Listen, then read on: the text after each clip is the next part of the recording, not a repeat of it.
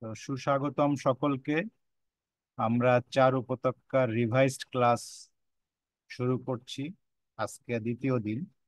প্রথম দিনে আমরা একটা আমাদেরই তৈরি ভূমিকা, যেটা আসলে এই বইয়ের মূল টেক্সট না, কিন্তু এই বই সম্পর্কে কিছু তথ্য দিয়ে একটা ভূমিকা তৈরি করেছিলাম। আমরা সেই ভূমিকাটা পড়েছিলাম এবং গতদিন আমরা আলাপ করে ঠিক করেছিলাম যে আমরা আগের দিন যা পড়বো, পরের দিন নতুন পড়ার আগে ওটা সম্পর্কে কিছু প্রশ্ন উত্তর আমরা চেষ্টা করব যে কতটুকু মনে রাখা যায়। তো আমি এই ভূমিকা থেকে কিছু প্রশ্ন তৈরি করেছি, উত্তরটা ওটার নিচে আছে, মানে হিডেন। আমরা উত্তরটা যদি দিতে পারি তাহলে তো দিলাম, আর না পারলে তখন হিডেনটা আবার ভেসে উঠবে, আমরা আবার মনোযোগ দিয়ে দেখবো।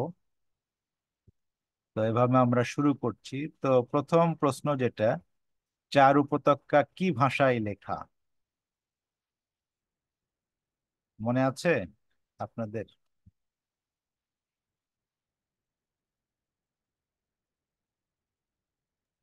চার উপত্যকার ভাষা ফার্সি ভাষা না? ফার্সি ভাষা। থ্যাংক ইউ, ইয়াসিন ভাই বলতে পারছে। আমরা এটাকে ফার্সি ভাষায় লেখা, হ্যাঁ। দ্বিতীয় প্রশ্ন, চার উপত্যকা কোন সালে প্রকাশিত হয়েছিল? প্রথম অনেকবার তো প্রকাশ হয়েছে, প্রথম লিখলে ভালো হতো। 1857-58 এইরকম। 1857 বা 58, 52 হ্যাঁ। বলছেন? হ্যাঁ, দেখি আমরা। ইয়াসিন ভাইয়ের তো মেমোরি ভালো। হ্যাঁ, আনুমানিক 1857 সালে বাগদাদে। হ্যাঁ, ভেরি গুড। এরপরের প্রশ্ন হচ্ছে, চার উপত্যকা কোন ব্যক্তির প্রশ্নের জবাব? আহ এটা নাম তো ভুলে গেলাম, কি জানি। নাম- এটা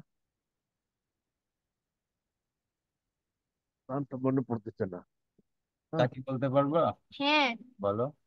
শাইখ আব্দুর রহমানি তালাবানির প্রশ্নের আরে বাহ, হ্যাঁ, ভেরি গুড। হ্যাঁ হ্যাঁ হ্যাঁ, আব্দুর রহমান তালাবানি। ও- হ্যাঁ, সুফি ধারার কাদেরিয়া তরিকা। আমার মনে রাখছিলাম, সুলেমান তুলকাবানি, যিনি আসছিলেন ভারতে হ্যাঁ, হ্যাঁ, এবং বাংলাদেশেও, মানে ঢাকাতেও আসছিলেন। হ্যাঁ, সুলেমান তুলকাবানি, হ্যাঁ। তো তুলকাবানি আর ইনি হলো আব্দুর রহমান তানকাবানি, হ্যাঁ। তালাবানি। আচ্ছা। আচ্ছা, এবার কত সালে কার অনুরোধে কে ইংরেজি অনুবাদের কাজ শুরু করে?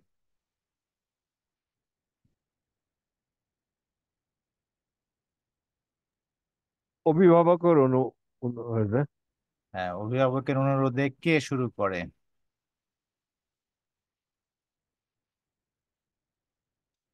অর্ধেক উত্তর হয়েছে।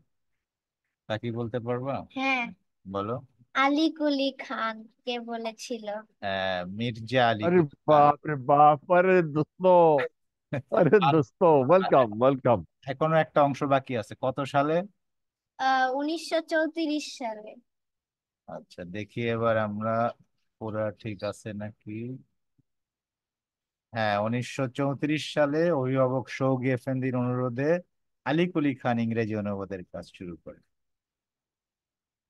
আচ্ছা, এরপর এই দুইটা পান্ডুলিপি, অর্থাৎ সপ্ত উপত্যকা এবং চার উপত্যকা একসাথে প্রকাশিত হয়েছিল, সেটা কত সালে?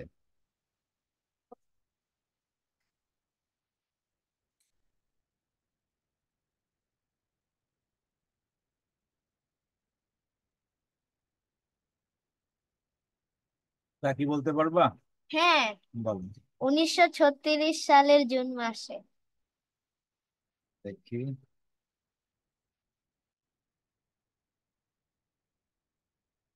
হ্যাঁ, উত্তর সঠিক হয়েছে, 1936 সালের জন্য। এবারের প্রশ্ন, কত সালে আলী কুলি খান এবং তার মেয়ে মার্জিয়া গেইল কর্তৃক সপ্ত উপত্যকা ও চার উপত্যকার নতুন একটি ইংরেজি অনুবাদ আবারও করা হয়?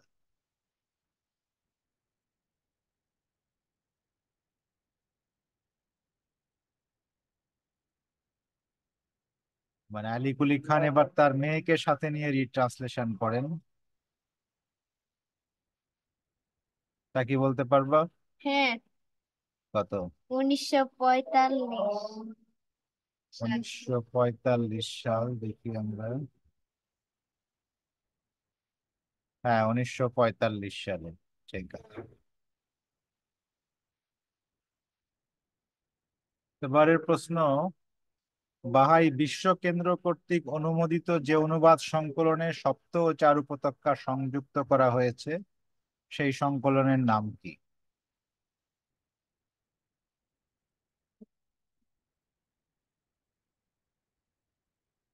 মনে আছে আপনাদের? না ভাই। তা কি মনে আছে? হ্যাঁ, বলো। The call of the divine beloved. The call of the divine beloved. হ্যাঁ, ঠিক আছে, the call of the divine beloved. আচ্ছা, এবার খুব গুরুত্বপূর্ণ প্রশ্ন। সেটা হচ্ছে, এই বইটিতে বাহাউল্লাহ যে চার ধরনের অতীন্দ্রিয় প্রতীকদের গুণাবলী ও শ্রেণীর বর্ণনা প্রদান করেছেন তাদের প্রথমটি কি?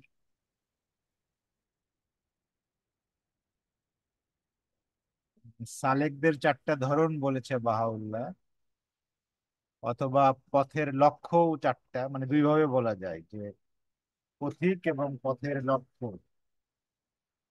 এবং একই এই জন্য বলা হয়েছে, আমরা আলাপ করেছিলাম যে কারণ পথিক বা সালেক যখন তার কাঙ্ক্ষিত, মানে সে যে লক্ষ্যে যায় সে লক্ষ্যে পৌঁছার পরে সে নিজেও তার সাথে মিলে যায়, ফানা হয়ে যায়।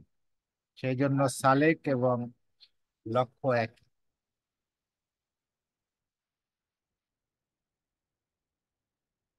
তা কি মনে আছে প্রথমটা? মনে হয় মাকসুদ। মাকসুদ। মাকসুদ মানে কি? কাঙ্ক্ষিত জন। কাঙ্ক্ষিত জন, দেখি আমরা।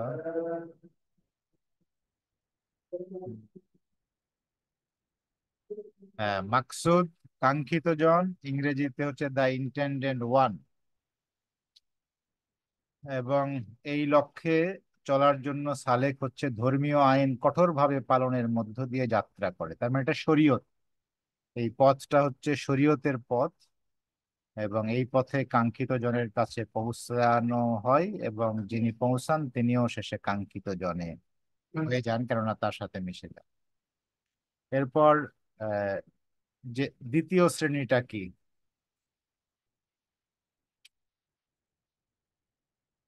বলতে পারবা? হ্যাঁ, বলো। মাহমুদ। মাহমুদ। কিভাবে মনে রাখছো আমাদের মাহমুদুল হকের নাম এই জন্য? হ্যাঁ, হ্যাঁ। আচ্ছা, দেখি। মাহমুদ প্রশংসিত জন, দা প্রেজ অফ দি ওয়ান। আর এই পথ যারা চলে তারা যুক্তি ও বুদ্ধির মাধ্যমে ঈশ্বরের দিকে যাত্রা করে। এরপর তৃতীয় পথটা।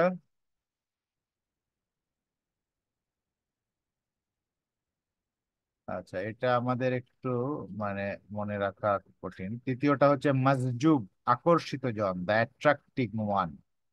এটা হচ্ছে যারা বিশুদ্ধভাবে আল্লাহর প্রেমে যাত্রা করে। তার মানে প্রথমটা হচ্ছে শরীয়ত পালন করে, দ্বিতীয় ধরন যারা তারা হচ্ছে যুক্তি এবং বুদ্ধি, মানে লজিক সেন্স। প্রথমটা শরীয়তের মানে ধার্মিক ব্যক্তি, দ্বিতীয়টা অনেকটা ধরা যায় যে যারা সায়েন্টিস্ট ফিলোসফার তাদের পথ, এবং থার্ডটা হচ্ছে যারা বিশুদ্ধভাবে আল্লাহর প্রেমে যাত্রা করে, সুফি ধারা আর কি। মানে যারা আল্লাহর প্রেমে আশিক হয়ে যায়। আর চতুর্থ ধরনটা হচ্ছে, এটা চতুর্থ লিখতে ভুলে গেছি। চতুর্থটি হচ্ছে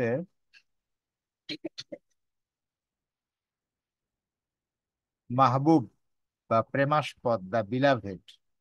আর এই এই লক্ষ্যে যারা যাত্রা করে সালেকরা, তারা হচ্ছে ওই তিনটাই একসাথে, আনুগত্য, যুক্তি এবং অনুপ্রেরণা, তিনটি পন্থার সমন্বয়ে যাত্রা করে। তার মানে তারা শরীয়ত, আহ তরিকত এবং মারেফাত, তিনটার মাধ্যমে যাত্রা করে, এবং এই পথটা হচ্ছে হাকিকত, মানে রিয়ালিটির পথ। তো এবার আমরা আহ, মূল উপত্যকায় আজকে পড়ব। আজকে আমরা একসাথে পাঁচটা প্যারা পড়বো এবং তারপরে আলাপ করবো। তো তা কি তুমি পড়বা? ওকে, বলো। সবগুলাই। হ্যাঁ, মানে একটা একটা করে বাংলা পড়ো শুধু, আমরা একটা পড়া হলে আমি উপরে তুলবো। আচ্ছা। তিনি চিরঞ্জীব, শেষ এক, সে হে সত্যের আলো ও বিশ্বাসের তরবারি এবং উদারতার আত্মা। স্বর্গে বা মর্তে এমন কোন রাজপুত্রের জন্ম হয় নাই যে তোমার প্রতিদ্বন্দ্বী হবার সাহস করতে পারে। আমি জানি না কি কারণে প্রেমের বন্ধনটা এত আকস্মিক ভাবে ছিন্ন ভিন্ন হয়ে গেল এবং বন্ধুত্বের দৃঢ় অঙ্গীকার টুটে গেল। কশ্চিন কালেও ঈশ্বর না করুন আমার একনিষ্ঠতা কি লোপ পেয়েছে, অথবা আমার অকৃত্রিম অনুরাগ কি ভেস্তে গেছে, আর তাই কি আমি অত্যন্ত উপেক্ষিত বিস্ময় বিস্মৃত দশায় উপনীত হয়েছি। কি দোষ পেলে তুমি আমার মাঝে, তাই বন্ধ হলো তোমার সযত্ন অনুরাগ। আমাদের জন্য কি কেবলই দারিদ্র দারিদ্র আর ধন দৌলত তোমার ভাগ? আর এটা কি সঠিক যে একটা মাত্র তীরই তোমাকে যুদ্ধ থেকে তাড়িয়ে দিয়েছে? তুমি কি শোনোনি যে অবিচলতা হলো মরমী পথের প্রধান শর্ত এবং তার পবিত্র প্রাঙ্গণে প্রবেশের উপায়? যারা বলে যে আল্লাহ আমাদের প্রতিপালক এবং তারপর তারা তার পথে অবিচল থাকে, তাদের উপর অবশ্যই ফেরেশতা অবতীর্ণ হবে।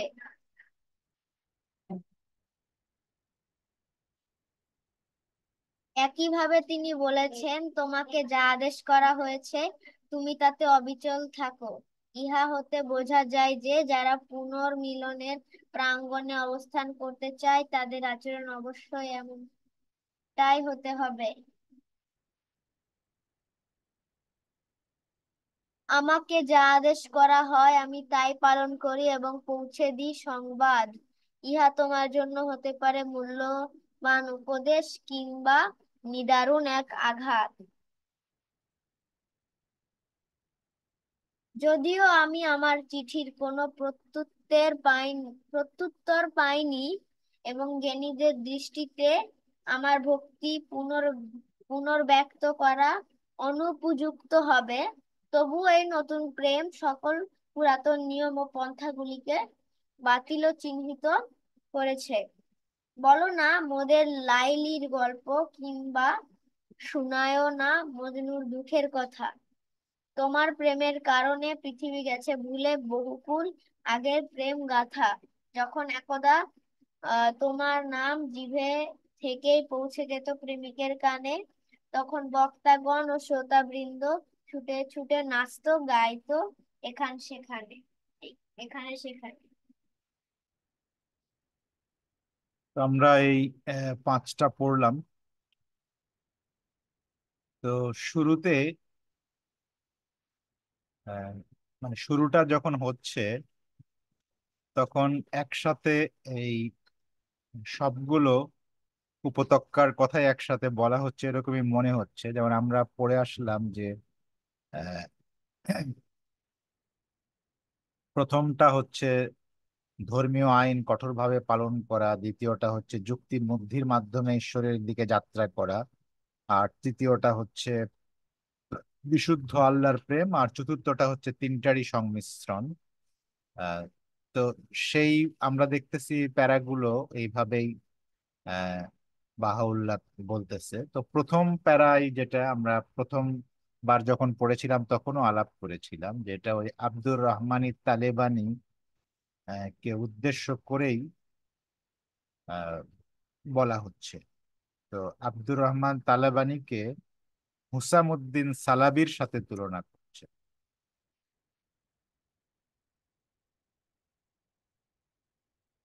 মানে মানে এই যে এখানে বলা আছে না যে হে সত্যের আলো ও বিশ্বাসের তরবারি, মানে হুসামুদ্দিন। আর ফার্সি আছে আয়ে দিয়া আল হক হুসামুদ্দিন। তো এই হুসামুদ্দিন মানে হচ্ছে বিশ্বাসের তরবারি, সোর্ড অফ দ্য ফেইথ। তো এইটা, এই টাইটেলটা দিচ্ছে শায়খ আব্দুর রহমান তালাবানীকে। এবং এই হুসামুদ্দিন সালাবি তিনি আবার ছিলেন তোমার, তো উনি একজন সুফি ছিলেন। এবং রুমি তার মসনবী শরীফ, যেটা মানে বহুল আহ, আলোচিত গ্রন্থ, এবং সেই মসনবী থেকে বাহাউল্লাহ অনেকগুলো কোট এই সেভেন ভ্যালি এবং ফোর ভ্যালিতে করেছেন। তো এই মসনবী রুমি যে ব্যক্তিকে উৎসর্গ করেছিল, সেই হুসামুদ্দিন সালাবির সাথে আব্দুর রহমান তালাবানীকে আহ, উনি তুলনা করছেন। তার মানে এর থেকে আমরা বুঝতে পারি যে যাকে তিনি লিখছেন, বাহাউল্লাহ, তিনিও আসলে স্পিরিচুয়ালি তার স্টেশনও অনেক উচ্চ। সেটা আমরা বুঝতে পারি। যদিও তিনি, এর আগে আমরা ভূমিকাতে পড়ছিলাম যে যদিও উনি আহ, আহ, মানে বাহাই হয়েছিলেন কিনা এরকম তথ্য নেই, কিন্তু তিনি এবং তার অনুসারীরা বাহাউল্লাহকে অনেক শ্রদ্ধা করত। এবং এখানে আমরা দেখছি যে বাহাউল্লাহ তাকে বিশেষ মানে মর্যাদা দিয়েছে।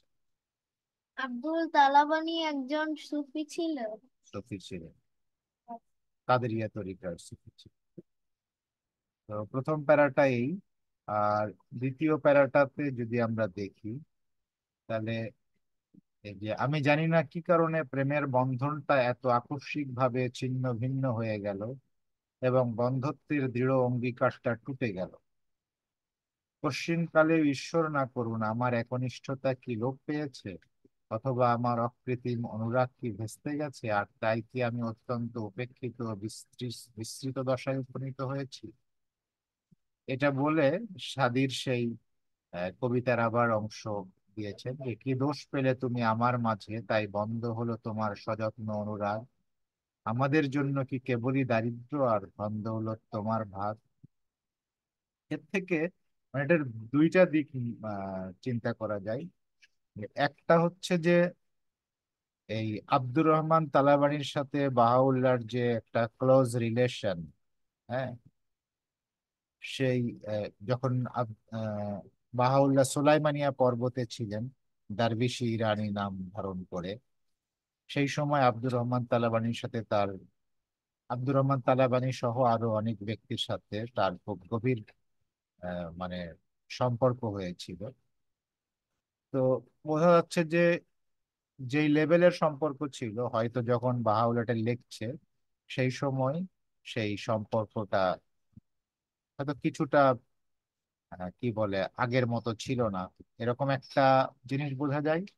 আবার এটা হচ্ছে যে ঈশ্বরের সাথে মানুষের যে প্রেমের সম্পর্ক, যেটা সাদি তার কবিতায় লিখেছে, এটা অনেক সময় এরকম হয়ে যায় যে আমরা কখনো কখনো আহ বোঝা যায় যে ঈশ্বরের সাথে আমার খুব গভীর সম্পর্ক, আবার কখনো কখনো হঠাৎ সেই সম্পর্ক আহ আমরা আবার ফিল করি যে মনে হয় সম্পর্কটা দুর্বল হয়ে গেছে। তো সেই দুইটা জিনিসকে একই সাথে এখানে এক্সপ্রেস করা হচ্ছে দুইয়ের মধ্যে। আর তিন, তিনটা হচ্ছে যে এই যে সালেকের যে প্রথম শরীয়তের পথে চলা, সেটা, সেটার ব্যাপারটা বলতেছে যে আর এটা কি ঠিক যে একটা মাত্র তীরই তোমাকে যুদ্ধ থেকে তাড়িয়ে দিয়েছে, তুমি কি শোনোনি যে অবিচলতা হলো মরমী পথের প্রধান শর্ত এবং তার পবিত্র প্রাঙ্গণে প্রবেশের উপায়। যারা বলে যে আল্লাহ আমাদের প্রতিপালক এবং তারপর তার পথে অবিচল থাকে, তাদের উপর অবশ্যই ফেরেশতা অবতীর্ণ হয়। এটা সূরা ফুসসিলাতের 30 নম্বর আয়াত বাহাউল্লাহ কোট করে বলেছে। তো এর থেকে বোঝা যাচ্ছে যে এটা আব্দুর রহমান তালাবিনীকে বলছে, আমাদেরকে বলছে, এবং এটা সকলের জন্য যে আমরা আহ, যখন ঈশ্বরের পথে চলি, তখন ঈশ্বরের পথে আমাদের অনেক আঘাত আসতে পারে, এবং ঈশ্বরের পথটা অনেকটা যুদ্ধক্ষেত্রের মতো। ওই যে বলছে, একটা মাত্র তীরই তোমাকে যুদ্ধ থেকে তাড়িয়ে দিয়েছে, একটা তীর খেলে আর যুদ্ধ ছেড়ে চলে আসলা। তো অনেক সময় কি হয়, আমরা যখন ঈশ্বরের পথে চলি, একটা দুইটা আঘাতের পর আমরা পথ ছেড়ে দিই।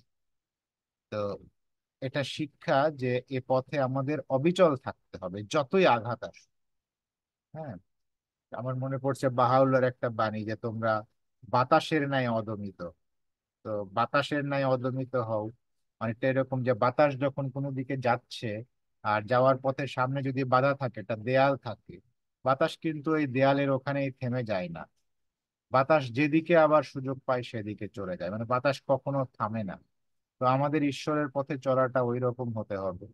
হয়তো আঘাত আসবে, আঘাতগুলো বাধা, কিন্তু কোনো বাধায় আমরা থেমে যাব না। সেটাই হচ্ছে এই তিনের শিক্ষা।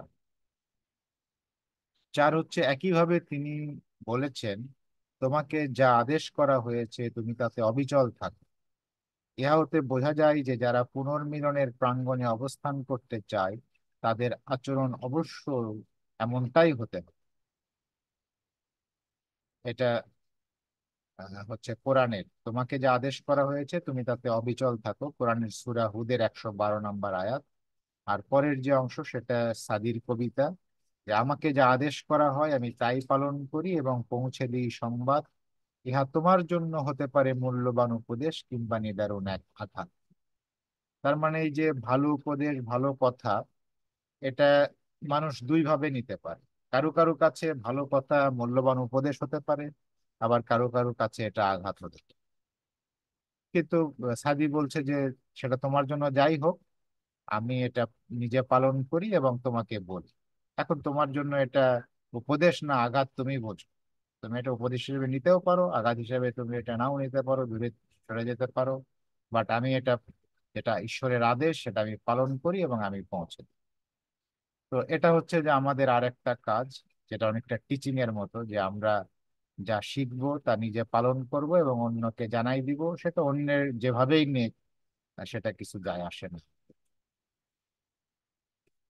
আর 5 নাম্বারটা বলছে যে যদিও আমি আমার চিঠির কোনো প্রত্যুত্তর পাইনি এবং জ্ঞানীদের দৃষ্টিতে আমার ভক্তি পুনর্ব্যক্ত করা অনুপযুক্ত হবে, তবুও এই নতুন প্রেম সকল পুরাতন নিয়ম ও পন্থাগুলিকে বাতিল ও নিশ্চিহ্ন করেছে।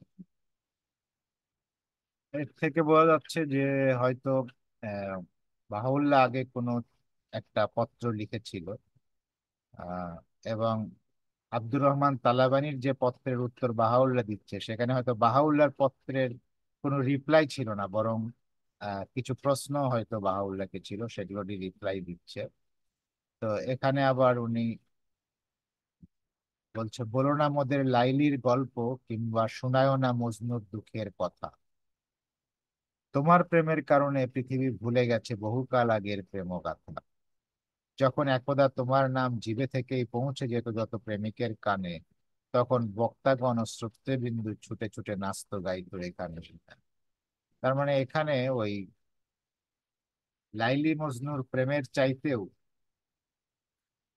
মানে তাদের প্রেম বা ঈশ্বর এবং আহ, আমাদের প্রেম কে আরো বেশি মহিমান্বিত, যে মহিমান্বিত সেটাই এক্সপ্রেস করা হয়েছে। তো এইগুলো আমরা প্রথমবারও আলাপ করেছিলাম, আজকেও আবার পড়লাম, এবং আমি আবার আমার যতটা মেমোরি থেকে এবং নতুন মনে হলো বললাম। এবার আপনাদের কাছ থেকে শুনি। প্রথমে আমি ইয়াসিন ভাইকে অনুরোধ করব যে ইয়াসিন ভাই, আপনি যদি আমরা যে 5টা পড়লাম সেটার উপরে আপনার ফিলিংস, আপনার উপলব্ধি আপনি শেয়ার করেন।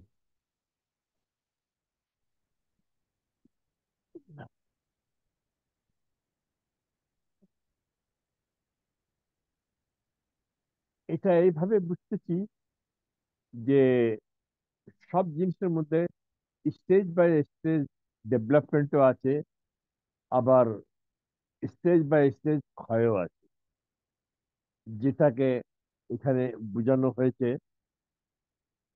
এইভাবে বুঝতেছি আমি। তো প্রেম যে প্রেম উম, মানে যে কোনো জিনিস, আমরা বলি যে পাখিও এক লেভেলে কোনো সময় উড়ে না, কখনো উপরে কখনো নিচে, আপ ডাউন হতে থাকে, জিগজাগ। তো লাইফও এরকম আছে, যে ঈশ্বরের যে প্রেম আছে ওটাও জিগজাগ আছে, কোনো সময় খুব উপরে উঠে, কোনো সময় একটু ডাউন হয়ে যায়, ডিপ্রেশন মধ্যে চলে যায় মানুষ। এইভাবেই এই এটাই হলো জীবনযাত্রা, যে এক লেভেলে কোনো সময় উঠতে পারা যায় না। তো এটাইকে এখানে আহ, বোঝানো হয়েছে। আমি আমার বুঝের কথা বললাম। জি, থ্যাংক ইউ। নাসির ভাই কিছু শেয়ার করবেন আপনার উপলব্ধি। না, আমার বলার কিছু নাই। আমি তো এইগুলা মিস করছিলাম প্রথমে যখন শুরু হয়েছিল। তো বেশ এই কোটেশন দেখে ঠিকই হচ্ছে যে এখানে যে বলা হচ্ছে, তোমার ইচ্ছার উপরে যখন আপনি একটু ব্যাখ্যা করলেন যে তুমি এটা বিশ্বাস করতেও পারো না, এখানে মানে কোনো চাপ প্রয়োগ করা হয়নি। জি, আর তো এখানে আপনারা বলে যান, আমি শুনি, কারণ আমার এই এই ক্লাসগুলো প্রথমের দিক থেকে হয়তো আমি দেখতেছি আমি অ্যাটেন্ড করি নাই। তো এটা করে যান। আর একটা আহ প্রথমটাতে নিয়ে আসেন একটু।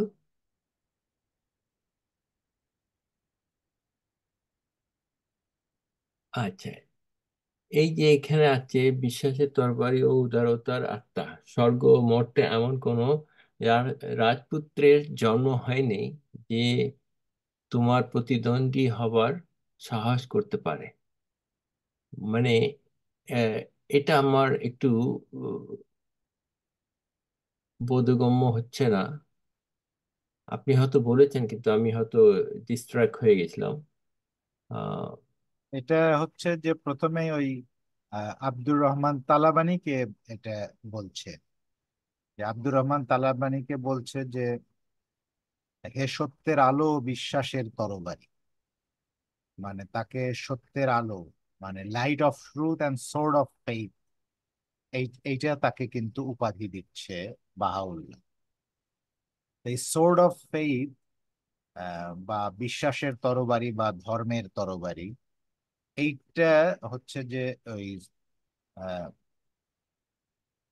যেটা আরবি হচ্ছে আপনার হুসামুদ্দিন। হ্যাঁ, তো এই হুসামুদ্দিন আবার একজন ব্যক্তির নাম ছিল, হুসামুদ্দিন সালাবি ওনার নাম। ওনাকে আহ, জালালউদ্দিন রুমি তিনি হচ্ছেন যে তার মসনবী গ্রন্থ উৎসর্গ করেছিল। আমি এখানে কিছুটা বর্ণনা ওনার লিখছিলাম যে হুসামুদ হুসাম আল দিন সালাবি একজন মুসলিম সুফি এবং রুমির একজন বিশিষ্ট শিষ্য ছিলেন। উনি কিন্তু রুমির শিষ্য ছিলেন। তিনি রুমিকে তার বিখ্যাত গ্রন্থ মসনবী রচনায় উৎসাহিত করেন এবং গ্রন্থটির লেখা ও সম্পাদনায় অবদান রাখেন। তার মানে অনেক সময় ওই রুমি হয়তো জাস্ট কবিতা আসলো, উনি কবিতা আবৃত্তি করলেন, উনি তো ওই অন্য কবিদের মধ্যে বসে বসে লিখতেন না। দেখা যাচ্ছে হয়তো সবার সাথে কথা বলছেন, কথার সময় উনি ওই কবিতার একটা নতুন চরণ বললেন। তো এই হুসামুদ আহ, হুসাম আল দিন সালাবি উনি কিন্তু ওর সাথে সাথে লিখে রাখতেন এটা। হ্যাঁ, তো এইভাবে এই মাসনবীর লেখায় মাসনবীর ইন্সপিরেশনটা হচ্ছে পাইতেন রুমি, এবং উনি বলতেন, কিন্তু এইটাকে লিখে রাখাই এই হুসাম আল দিন সালাবি উনি হেল্প করতেন। তো এবং এইভাবে অনেক জিনিস আছে যেটা আহ, রুমি বলেছেন, মুখ দিয়ে উচ্চারণ করেছেন, আর হুসাম আল দিন সেটা লিখেছেন, এবং পরবর্তীতে এই লেখাগুলোকে আগে পরে করিয়ে সাজিয়ে এই মাসনাবি যে গ্রন্থ সেটা আহ, তৈরি করতে এই হুসাম আল দিন হেল্প করেছে। আর যার জন্য আহ, এই জালালউদ্দিন রুমি, মাওলানা জালালউদ্দিন রুমি উনি মসনবি শরীফটা এই হুসাম আল দিন সালাবিকে আহ উৎসর্গ করেছে। এবং রুমি তার কবিতা ও চিঠিতে বারবার হুসাম আল দিনের প্রশংসা করেছে। হুসাম আল দিন 1225 সালের দিকে কোনিয়ার কোনিয়ার মানে হচ্ছে তুরস্কের একটি প্রদেশ, সেখানে জন্মগ্রহণ করেন বলে ধারণা করা হয়। তার দাদা ছিলেন একজন কুর্দি সুফি, মূলত উর্মিয়া মানে ইরানের পশ্চিম আজারবাইজান প্রদেশের একটি জেলা, সেখান থেকে। তার মানে তার দাদা ওই ইরান থেকে তুরস্কে গিয়েছিল এবং ওই তুরস্কের ওই জায়গাতে এই হুসাম আল দিনের জন্ম হয়েছে। আহ আর ওই তার দাদাকে বাগদাদে সমাহিত করা হয়। না, তার দাদা না, ইয়াকেই মনে হয়। আহ কেউ কেউ তার পিতামহের নাম শায়খ তাজ আল দিন আবু আল ওয়াফা হিসেবে লিপিবদ্ধ করেছেন। হুসাম আল দিন কোনিয়াতে রুমের শিষ্য হন। হুসাম আল দিন আচ্ছা কোনিয়াতেই বসবাস করতো তুরস্কে, তো সম্ভবত রুমি কখনো তুরস্কে গিয়েছিলেন এবং তখনই হুসাম আল দিন তার শিষ্যত্ব গ্রহণ করেন। পরে 1273 সালে রুমির মৃত্যুর পর তিনি তার উত্তরসূরি হন। তার মানে রুমির যে অনেক ভক্ত টক্ত ছিল, রুমির যে দল ছিল, আহ, কারণ তিনি যে সুফি লিডার ছিলেন, তো এই রুমির মৃত্যুর পর কিন্তু ওই দলের নেতৃত্বে দিয়েছিলেন হুসাম আল দিন। 1284 সালে মৃত্যুর আগ পর্যন্ত তিনি এই পদে বহাল ছিলেন। মৃত্যুর পর রুমির পুত্র সুলতান ওয়ালাদ তার স্থলাভিষিক্ত হন। তার মানে দেখেন যে রুমির মৃত্যুর পর রুমির পুত্র ছিল, কিন্তু সেই পুত্র কিন্তু এই হুসাম আল দিনের পরে আবার এই গ্রুপের নেতৃত্ব গ্রহণ করেন। তার মানে রুমির পুত্রের চাইতে তার মানে পুত্রও তাকে মর্যাদা দিতেন, যেহেতু তার পিতা তাকে অনেক ইয়া করতেন। তো এটা ছিল হুসাম আল দিন।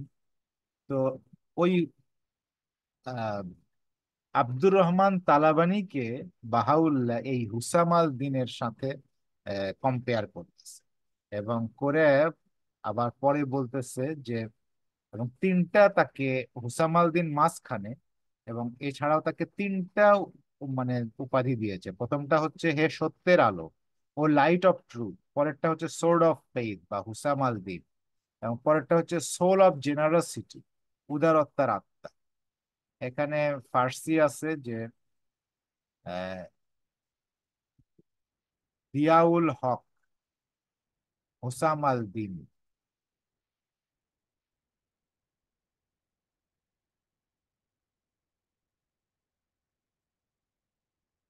আর আর তারপরে আছে রাদ, রাদ মানে সম্ভবত ট্রান্সলেশন করেছে যে সোল অফ জেনারসিটি। তো এই তিনটা হচ্ছে তাকে বাহাউল্লাহ উপাধি। একটা হচ্ছে যে সত্যের আলো সে জিয়াউল হক, একটা হুসামুদ্দিন তরবারি, আর একটা হচ্ছে উদারতার আত্মা। এবং এটা বলছে যে স্বর্গ এবং মর্তে মানে ঈশ্বরের এই সৃষ্টি জগতে মানে সে মোটামুটি একটা আহ অপ্রতিদ্বন্দ্বী একটা সোল, এটা তার মর্যাদা। এটা দিয়েই শুরু করেছে। তার মানে আহ আর এটা দিয়ে শুরু করার কারণ হচ্ছে যে আমরা যারা ধরেন এটা পড়বো, তাহলে আমরা আমাদের কেমন হতে হবে, মানে এটা আমার উপলব্ধি যে আমাদের কেমন হওয়া উচিত একজন সালেক হিসেবে, সেটার একটা ইঙ্গিত এর মধ্যে আছে। যদিও এটা আমাদের কেমন হতে হবে সেটা হওয়া এটা রাতারাতির ব্যাপার না, এটা একটা সাধনার ব্যাপার, কিন্তু আমরা কিসের জন্য সাধনা করব মানে সেটার একটা ইঙ্গিত বাহাউল্লাহ দিয়েছে। এখন তো পৃথিবীতে বেশিরভাগ মানুষই সাধনা করে গাড়ি বাড়ি অর্থ সম্পদ এগুলোর সাধনা করে, কিন্তু আসলে সাধনা কিসের হওয়া উচিত সেটার একটা ইঙ্গিত বাহাউল্লাহ দিয়েছে।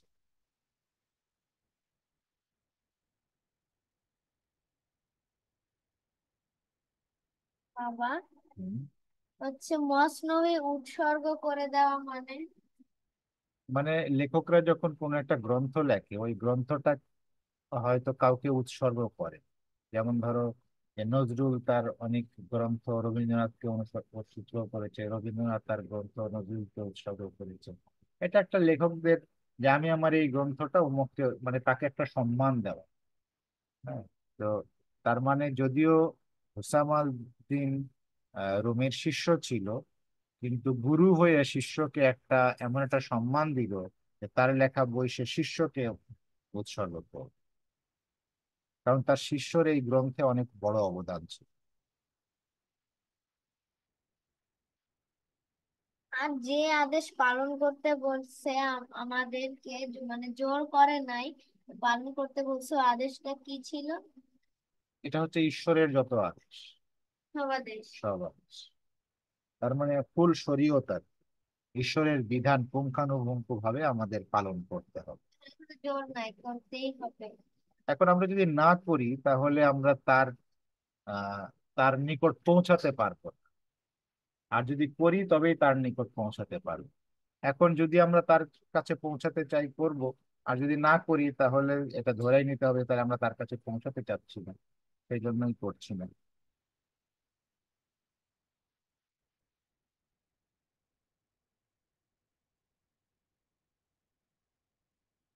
তো এবার তাহলে একটু 6 নাম্বারটাও পড়ে নেই, সময় আছে এখনো 12 মিনিট। 6 নাম্বারটা বলছে, এবং ঐশ্বরিক বিজ্ঞতা ও স্বর্গীয় বিশেষ উপদেশ হিসাবে প্রতিটি চাঁদের শুরুর 3 দিন হে প্রিয়তমা আমি দিওয়ানা হয়ে যাই। আজ ওই 3 দিনের প্রথম দিন, তাই তুমি দেখছো আমার খুশির সীমা নাই। এটাও রুমির কবিতা। ধরেন ওইটার পর, ওই প্রেমের কথার পর রুমির আবার এই কবিতাটা বাহাউল্লাহ কোট করলেন। কেন করলেন আমরা যদি একটু চিন্তা করি। বলছে ঐশ্বরিক বিজ্ঞতা এবং স্বর্গীয় বিশেষ উপদেশ হিসাবে। মানে ঐশ্বরিক বিজ্ঞতা ও স্বর্গীয় বিশেষ উপদেশ হবে। And as to divine wisdom and heavenly admonitions, তার মানে এই যে কবিতাটা, রুমির যে কবিতাটা, এই কবিতাটাকে ডিভাইন উইজডম এবং হেভেনলি অ্যাডমনিশনস বলছে। বাহ! তার মানে রুমি তো এগুলো আহ তোমার ডিভাইন ইন্সপিরেশন পেয়ে এবং ডিভাইন ইন্সপিরেশন পেয়ে এটা ডিভাইন উইজডম রুমির কবিতাকে উনি আবার আহ, বলা যায় সার্টিফাই করছে এইভাবে যে এটা হচ্ছে ডিভাইন উইজডম। রুমির কবিতা আছে যে প্রতিটি চাঁদের শুরুর 3 দিন হে প্রিয়তমা আমি দিওয়ানা হয়েছি। আজ ওই 3 দিনের প্রথম দিন, তাই দেখছো আমার খুশির সীমা নাই। তো এখানে প্রিয়তমা বলতে এটা রুমি ঈশ্বরকেই বুঝিয়েছেন। তো ঈশ্বরের একজন প্রেমিক তো মানে অলওয়েজ তার প্রেমাস্পদের জন্য দিওয়ানা থাকে, কিন্তু চাঁদের শুরুর দিন এটাকে স্পেশাল বলেছে কেন? চাঁদের শুরুর 3 দিন, চাঁদের শুরু মানে কি বোঝাচ্ছে? পূর্ণিমা? পূর্ণিমা তো মাঝখানে হয়, শুরুতে না। ইয়াসিন ভাই, আপনি কিছু বুঝতে পারছেন যে মানে কেন আহ, চাঁদের শুরুর 3 দিন বলছে? কি বুঝলাম না, কি কি পড়ছো? এক চাঁদের? রুমির কবিতা যে প্রতিটি চাঁদের শুরুর 3 দিন, প্রত্যেক চাঁদের বা চাঁদ বলতে এখানে মাস ধরে নেন, যে প্রত্যেকটা মাসের মানে চন্দ্র মাস তো চাঁদ দিয়েই শুরু হয়। তো হ্যাঁ। ধরেন এই প্রত্যেক মাসের শুরুর 3 দিন বা প্রত্যেক চাঁদের শুরুর 3 দিন হে প্রিয়তমা আমি দিওয়ানা হয়ে যাই। আজ ওই 3 দিনের প্রথম দিন, তাই তুমি দেখছো আমার খুশির সীমা নেই।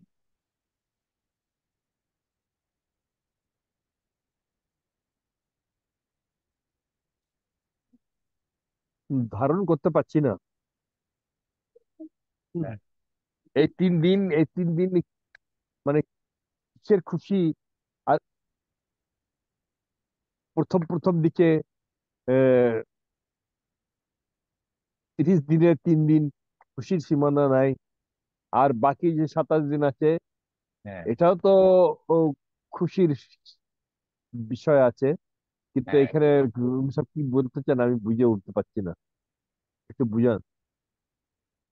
হ্যাঁ, সেটাই আমারও প্রশ্ন ওটাই যে প্রেমিক তার প্রেমাস্পদের জন্য তো অলওয়েজ দিওয়ানা থাকবে, তো প্রথম 3 দিন কেন বেশি দিওয়ানা আর বেশি খুশি হবে? আর তাও চাঁদের শুরু কেন?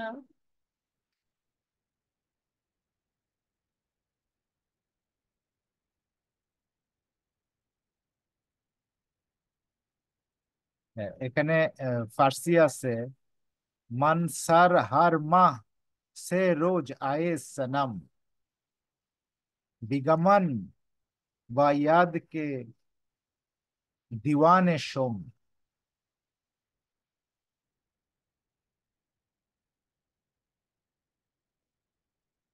हान के इमरुज अव्वल से रोज आस्त, रोज फिरुज आस्त ने फिरुज आस्त। সানাম তো হিন্দি। ফার্সি সানাম থেকেই হিন্দিতে ব্যবহার করা, সানাম মানে প্রিয়তম।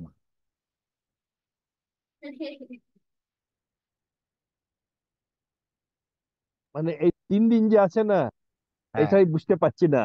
এরকম দেখেন, এক- একটা গান আছে যে প্রত্যেক আহাট আহাটে বুঝতেছি আমি যে উনি এসে গেছে। হুম। এটা একটা আলাদা আনন্দ। কিন্তু এই 3 দিন যে কিসের আনন্দ বুঝতে পারছি না। 3 দিন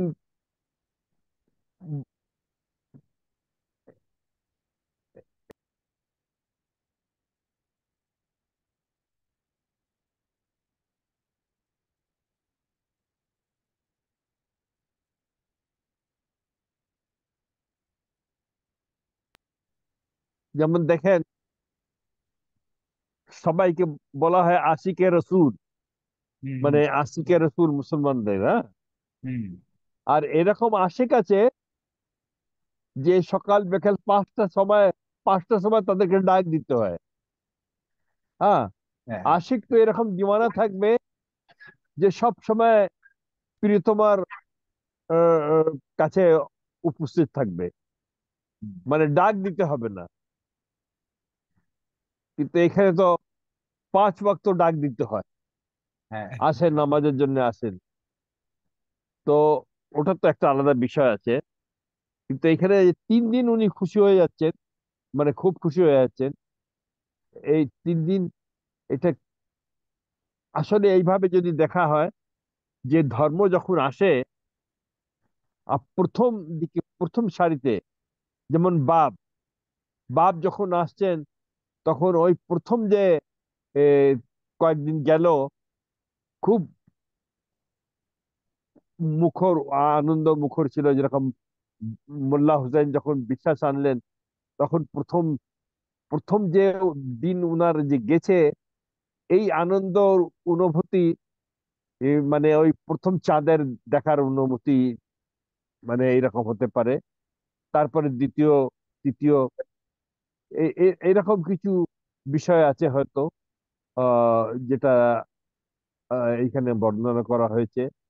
কিন্তু যতই দিন যাবে, ততই চন্দ্র আরো প্রকট হবে, আরো বেশি আলোকিত দেখতে পারবো আমি, আরো বেশি তখন গান গাবো যে আহ,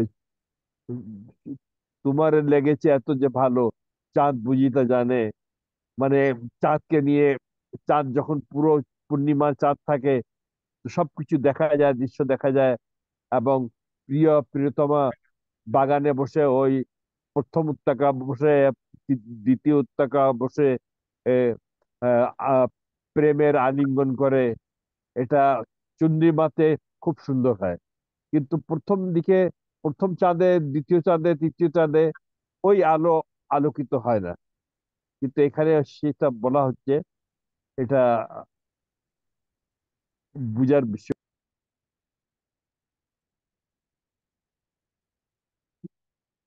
তাহলে আমরা আজকে এখানে শেষ করি, আর নেক্সট দিন আমরা একটু ভাবি সবাই যে কেন এরকম, রুমি কবিতাতে কেন এরকম বলেছেন আর বাহাউল্লাহ কেন এখানে এটা কোট করলেন। আহ, আমরা একটু ভাবি, এবং নেক্সট ক্লাস আবার এখান থেকে শুরু হবে। আমরা কি আচ্ছা, ঠিক ভাবলাম আছে। কি ভাবলাম 1 সপ্তাহ আমাদের ভাবনাগুলো দিয়ে স্টার্ট হবে। ওকে, ওকে, এটাও ভালো। জি। হ্যাঁ। নাসির ভাই কিছু বলবেন? না, বলার কিছু নেই। আচ্ছা, আহ, তাকি তাকি কিছু বলতে চাচ্ছে, আমরা শুনি, বলো। আমি এখনো 6 নাম্বার এক ফোঁটাও বুঝতে পারিনি। ও আচ্ছা, না আমরা ওটাই ঠিক করলাম যে এই 6 নাম্বার নিয়ে আমরা এই সপ্তাহে একটু ভাববো নিজেরা, আর তারপরে সামনের সপ্তাহে 6 থেকে আবার আমাদের আলোচনা শুরু। তুমিও ভাবো কেন এটা হয়েছে, তুমিও শেয়ার করতে পারবে। তো তাহলে সবাইকে অনেক অনেক ধন্যবাদ। আজকে আমরা এখানেই শেষ করছি। সবাই ওকে, ভালো আল্লাহ থাকবেন। হাফেজ। আল্লাহ হাফেজ। আল্লাহ হাফেজ।